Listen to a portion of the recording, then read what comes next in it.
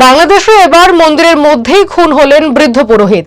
নাটোরের কাশিমপুর শ্মশানকালী মন্দিরের সেবায়েতকে খুনের ঘটনায় আতঙ্কিত সংখ্যালঘু হিন্দুরা।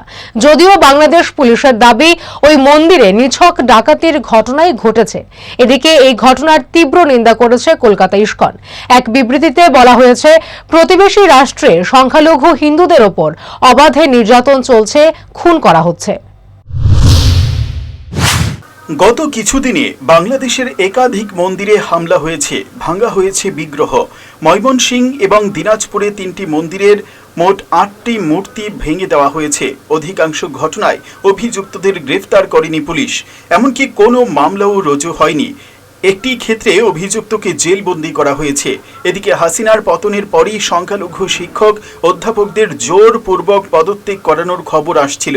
মন্দিরে হামলার পাশাপাশি সম্প্রতি কট্টরপন্থীরা তুতুমির কলেজের প্রিন্সিপাল শিপ্রা রানী মণ্ডলকে পদত্যাগের হুমকি দিয়েছে বলেও জানা গিয়েছে।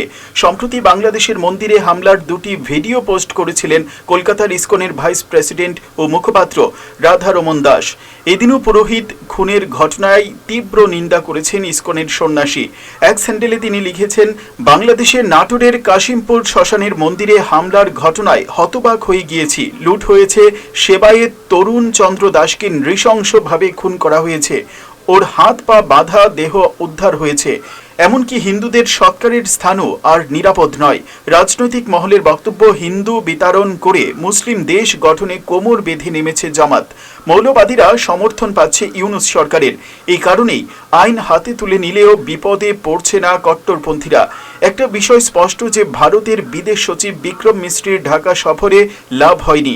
এ অবস্থায় বাংলাদেশে লাগাতার সংখ্যালঘু নির্যাতনের আঙুল উঠছে কেন্দ্রের বিজেপি সরকারের দিকে। প্রশ্ন উঠছে, শক্তিশালী প্রতিবেশী হয়েও কেন হাত গুটিয়ে বসে আছে Delhi? Bureau report, headlines Tripura national.